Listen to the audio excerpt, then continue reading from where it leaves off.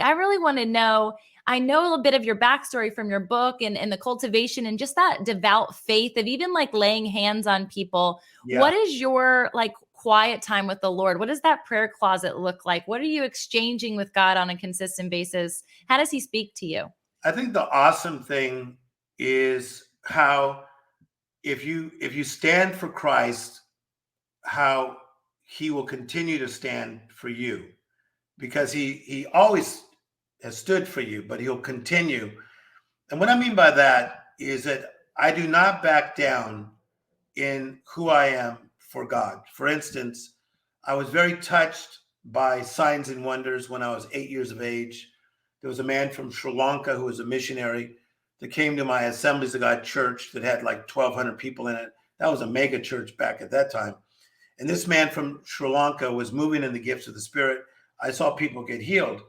And my pastor, Pastor Prinzing, who's now retired, I came out of the aisle and I stood there and I was just watching this guy flow because my calling was calling me. So then when I was 17, a friend of mine who was much older, who was on the USA Olympic volleyball team, a man, he was like 6'4" and just brutal as a volleyball player. The guy was amazing and won all these beach volleyball tournaments. A tall guy, blonde hair. He started really discipling me, and he gave me a lot of books about signs and wonders and healing and miracles. And he says, I think you're going to be used this way. And because you understand the gifts of the Spirit, there was a man by the name of Dick Mills who was very prophetic. And I was at a big conference, and I was 17. He goes, you. And I go like this. He goes, you. He goes, yeah. He says, you are going to be a minister. You're going to be used in signs and wonders in a very powerful way, but you're also going to touch entertainers. Now, this guy gave me a prophetic word of something I never saw coming. I didn't know I was going to be a minister, because sometimes, as you know, prophecy is confirmation. Yeah, 100%. This was not confirmation. This was revelation. You're like left field. What? I'm going to USC, buddy. I'm going to be in the entertainment world.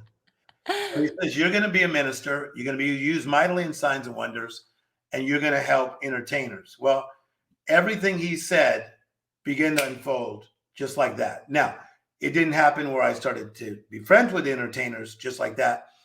But all of a sudden, man, I had this desire to be a man of God, live out being a man of God, and then decided to not go to USC where I wanted to go, USC Trojans, Los Angeles, and decided to then go to a Christian university / seminary, and the rest is history.